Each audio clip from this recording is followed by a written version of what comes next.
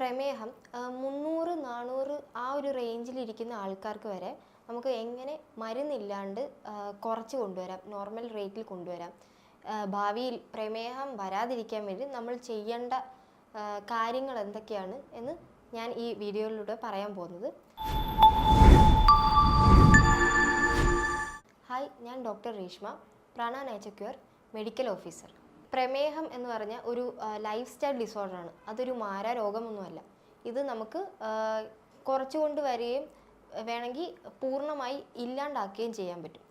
ആകെപ്പാടെ 40% ഒരു ജെനറ്റിക്കൽ അസുഖമായിട്ട് പറയുന്നത്. ഇതെല്ലാവർക്കും വരണമെന്നില്ല.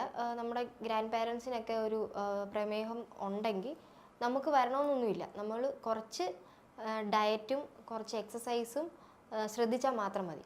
പഞ്ചസാര, കോംപ്ലക്സ് ആയിട്ടുള്ള അന്നജം എല്ലാം നമ്മൾ കംപ്ലീറ്റ്ലി ഒഴിവാക്കാൻ പറയുന്നത് എന്തുകൊണ്ടാണെന്ന് വെച്ചാൽ ഇതെല്ലാം പെട്ടെന്ന് തന്നെ നമ്മുടെ രക്തത്തിലെ ഇൻസുലിൻ അല്ലെങ്കിൽ ഷുഗർ കൂട്ടുന്ന ഭക്ഷണമായതുകൊണ്ടാണ്.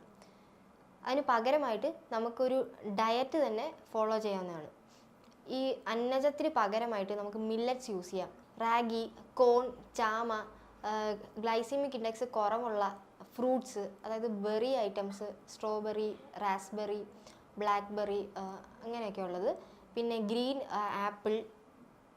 ഭക്ഷണം കഴിക്കുമ്പോൾ കൂടുതലായിട്ടുള്ള ഫൈബർ, അതായത് ഇൻസോളിബിൾ ഫൈബർ കണ്ടൻറ്റ് ഭക്ഷണങ്ങൾ കഴിക്കാൻ ശ്രമിക്കുക. കാര്യം എന്ന് വെച്ച് കഴിഞ്ഞാൽ ഇത് നമ്മുടെ ബ്ലഡിലേക്കുള്ള ഷുഗറിൻ്റെ ഇൻടേക്കിനെ കുറയ്ക്കുന്നതാണ്. ഉച്ചക്കലത്തെ ഭക്ഷണത്തിൽ പകരം നമ്മളൊരു ഒരു ബൗൾ സാലഡ് കഴിക്കുന്നതായിരിക്കും നല്ലത്. സാലഡിൽ cucumber, carrot, beetroot, green leafy vegetables, cabbage, lettuce അങ്ങനെയൊക്കെയുള്ള ഭക്ഷണങ്ങൾ ഉൾപ്പെടുത്താൻ പറ്റുന്നതാണ്. പ്രമേഹ രോഗികൾ എപ്പോഴും കുറച്ച് എമൗണ്ട് ഭക്ഷണം കൂടുതൽ ഇൻ്റർവെൽസിൽ കഴിക്കുന്നതായിരിക്കും നല്ലത്. അതായത് നമ്മൾ സാധാരണ 3 നേരമാണ് ഭക്ഷണം കഴിക്കുന്നത്. ഈ 3 നേരം കഴിക്കുന്ന അതേ ക്വാണ്ടിറ്റി തന്നെ ഒരു 7 തവണയായിട്ട് ഒരു ഈക്വൽ ഇൻ്റർവെല്ലിൽ ചെറിയ ക്വാണ്ടിറ്റി കഴിക്കുന്നതായിരിക്കും നല്ലത്. നമുക്കിനിയും പ്രമേഹ രോഗികൾ എങ്ങനെയാണ് ഒരു പ്രോപ്പർ മീൽ കഴിക്കുന്നതെന്ന് പറയാം. ഇപ്പോൾ രാവിലെ ആണെങ്കിൽ കൂടുതൽ എനർജറ്റിക് ആയിട്ടുള്ള ഭക്ഷണമായിരിക്കും കഴിക്കേണ്ടത്. അതിപ്പോൾ പ്രമേഹം ഉള്ളവരും ഇല്ലാത്തവരും അങ്ങനെ ഒരു റൂട്ടീൻ കൊണ്ടുപോകുന്നതായിരിക്കും നല്ലത്. ഈ എനർജറ്റിക് ഫുഡ് എന്ന് പറഞ്ഞു കഴിഞ്ഞാൽ അന്നജവും പ്രോട്ടീനും, ഈ മുളപ്പിച്ച പയർ, കടല, ചാമ, റാഗി, മില്ലറ്റ് ഇതെല്ലാം രാവിലത്തെ ഭക്ഷണത്തിൻ്റെ കൂടെ ഇൻക്ലൂഡ് ചെയ്യുന്നത് നല്ലത്.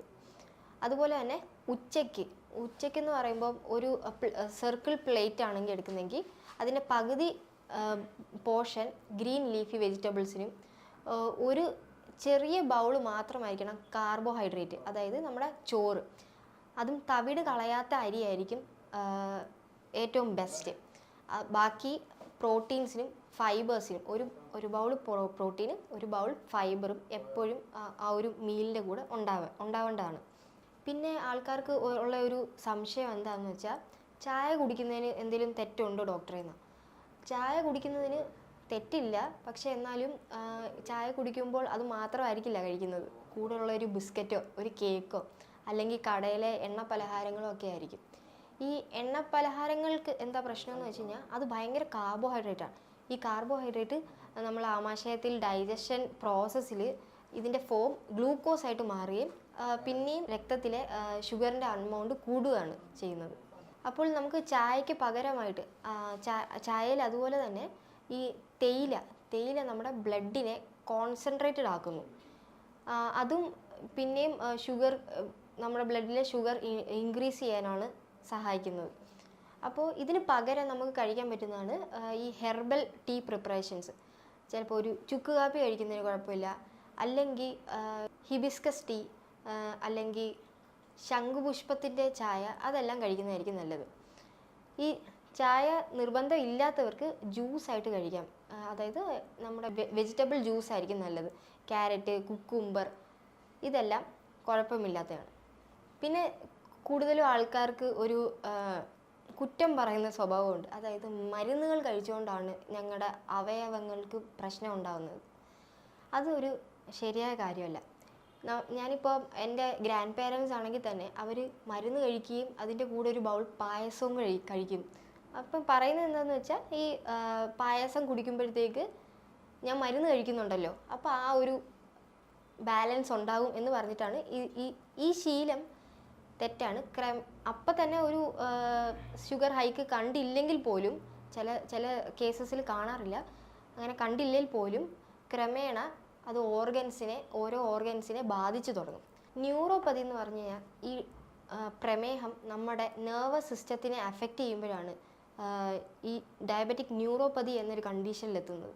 അതായത് നമ്മുടെ കൈകാലുകൾക്ക് തരിപ്പ് തോന്നുക, അതിൻ്റെ ഫീലിങ്സ് തന്നെ നഷ്ടപ്പെടുന്ന ചില കണ്ടീഷനുണ്ട്. അതായത് ചൂട് വെള്ളം കയ്യിൽ വീണ് കഴിഞ്ഞാൽ അത് ഫീൽ ചെയ്യാത്ത ഒരു കണ്ടീഷൻ വരെ ചില ആൾക്കാരിൽ കാണപ്പെടാറുണ്ട്. നടക്കുമ്പം ഇങ്ങനെ ആ ഒരു കോർഡിനേഷൻ തെറ്റിപ്പോവുക, കാലിൻ്റെ ആ ബാലൻസ് തെറ്റിപ്പോവുക, അതെല്ലാം കാലങ്ങളായി പ്രമേഹ രോഗികൾ ചെയ്യുന്ന തെറ്റുകൾ കൊണ്ട് ഉണ്ടാവുന്ന ആഫ്റ്റർ എഫക്ട്സ് ആണ്. അതുപോലെ തന്നെ റെറ്റിനോപ്പതി നമ്മുടെ കണ്ണുകളുടെ ഞരമ്പുകൾക്ക് ബാധിക്കുന്ന ഒരു അസുഖമാണ്. ഇത് കൂടി കാഴ്ച ബ്ലൈൻഡ്നെസ് വരെ ഉണ്ടാവാറുണ്ട്. പിന്നെ വരുന്നതാണ് നെഫ്രോപ്പതിയിൽ നമ്മുടെ കിഡ്നി സംബന്ധമായ രോഗങ്ങളാണ് നെഫ്രോപ്പതി വരുന്നത്. ഡയറ്റിൽ ശ്രദ്ധിക്കേണ്ട കാര്യം എന്താണെന്ന് വെച്ച് കഴിഞ്ഞാൽ, ഞാൻ നേരത്തെ പറഞ്ഞിരുന്നു കുറച്ച് ഭക്ഷണം കൂടുതൽ ഇൻ്റർവെൽസിൽ കഴിക്കാമെന്ന്. പക്ഷെ ചിലരിൽ അതൊരു ബുദ്ധിമുട്ടുണ്ടാവും. അപ്പോൾ ഇടയ്ക്കിടയ്ക്ക് നമ്മുടെ ഒരു എനർജി കിട്ടാൻ വേണ്ടിയിട്ട് കുറച്ച് വെജിറ്റബിൾ ജ്യൂസ് ഇടയ്ക്കിടയ്ക്ക് കഴിക്കുന്നത് നല്ലതായിരിക്കും. പിന്നെ രാത്രിയിൽ പ്രോട്ടീൻസ് കൂടിയ ഭക്ഷണങ്ങൾ കഴിക്കുന്നത് നല്ലതായിരിക്കും. കാര്യം പ്രമേഹ രോഗികൾക്ക് ചിലരിൽ കാണുന്നത് മസിൽ വേസ്റ്റിംഗ് കാണാറുണ്ട്. അപ്പം ഈ പ്രോട്ടീൻസ് കൂടുതൽ കഴിക്കുമ്പോൾ മസിൽ മാസ് കൂടുകയാണ് ചെയ്യുന്നത്. അപ്പം ചെറിയ അളവിൽ മുളപ്പിച്ച പയർ അല്ലെങ്കിൽ ഒരു മുട്ട, ഒരു 2-3 കഷ്ണം ചിക്കൻ കഴിക്കുന്നതുകൊണ്ടൊന്നും തെറ്റില്ല. ഇത് ഉണ്ടാക്കുന്ന വിധത്തിലാണ് പ്രശ്നം. അധികം ഡീപ്പ് ഫ്രൈഡ് ആവാതെ, അധികം സ്പൈസി ആവാണ്ട് കഴിച്ചാൽ മതി. രാത്രി കാലം എപ്പോഴും ലൈറ്റ് ഫുഡിന് വേണ്ടിയിട്ടായിരിക്കണം മാറ്റി വെക്കുന്നത്. അധികം ജങ്ക് ഫുഡ് അല്ലെങ്കിൽ എണ്ണയിലിട്ട് വറുത്തത്, ചില ആൾക്കാരിൽ കാണുന്നത് ഈ ഭക്ഷണം കഴിച്ചതിന് ശേഷം ഒരു സ്വീറ്റ് ആയിട്ടുള്ള ഡെസേർട്ട് കഴിക്കുന്നത്. അത് തെറ്റായ ഒരു പ്രവണതയാണ്. കാര്യം എന്ന് പറഞ്ഞാൽ മധുരമുള്ള ചിലപ്പം ഫ്രൂട്ട്സ് ആയിരിക്കും. ഈ ഫ്രൂട്ട്സ് ഒക്കെ തന്നെ ഈ ഭക്ഷണ ശേഷം കഴിക്കുന്നതിനേക്കാളും നല്ലത് ഈ ഭക്ഷണത്തിന് മുന്നേ സ്വീറ്റ് ആയിട്ടുള്ള ഫ്രൂട്ട്സ് കഴിക്കുന്നതായിരിക്കും. മെയിൻ കോഴ്സ് കഴിഞ്ഞിട്ട് ഈ ഫ്രൂട്ട്സോ അല്ലെങ്കിൽ സ്വീറ്റ് ഐറ്റംസ് കഴിക്കുമ്പോൾ അത് വേഗം തന്നെ നമ്മുടെ ബ്ലഡ് വലിച്ചെടുക്കുന്നു. അങ്ങനെ നമ്മുടെ ഷുഗർ ഹൈ ആവുകയും ചെയ്യുന്നു. അമിതമായ അമൃതും വിഷം എന്ന് പറയുന്ന പോലെ തന്നെ ഈ ഫ്രൂട്ട്സ് ഒരുപാട് കഴിക്കുന്നത് അത്ര നല്ല കാര്യമല്ല. ഇപ്പം മാങ്ങയാണെങ്കിൽ തന്നെ 2-3 കഷ്ണം ഒരു പീസ് കഴിക്കുന്നതുകൊണ്ട് കുഴപ്പമില്ല. ചക്കപ്പഴമാണെങ്കിൽ തന്നെ ഒരു 2 ചുള കഴിക്കുന്നതുകൊണ്ടോ ഒരു നേന്ത്രപ്പഴം 2 എണ്ണം കഴിക്കുന്നതുകൊണ്ടോ വലിയ പ്രശ്നമൊന്നും വരാൻ പോകുന്നില്ല. അതുപോലെ തന്നെ നമ്മൾക്ക് കോമ്പൻസേറ്റ് ചെയ്യാൻ വേണ്ടിയിട്ട് ചെറിയൊരു വാക്കിങ്ങോ സ്ട്രെച്ചിങ് എക്സസൈസ് ബാക്കി ഡയറ്റിൽ ഫോളോ ചെയ്താൽ മതിയാവും. എക്സസൈസ് ചെയ്യുമ്പോൾ നമ്മൾ കൂടുതൽ ഫോക്കസ് ചെയ്യേണ്ട എല്ലാ ജോയിൻസിനും മൂവ്മെൻറ്റ്സ് വേണം. ഇപ്പം ഒരു സൂര്യ നമസ്കാരം ചെയ്യുന്നത് നല്ലതാണ്. സൂര്യ നമസ്കാരം ചെയ്യുന്നതിന് യോഗ ചെയ്യുന്ന ആൾക്കാരാണെങ്കിൽ സൂര്യ നമസ്കാരം ചെയ്യുന്നത് നല്ലതാണ്.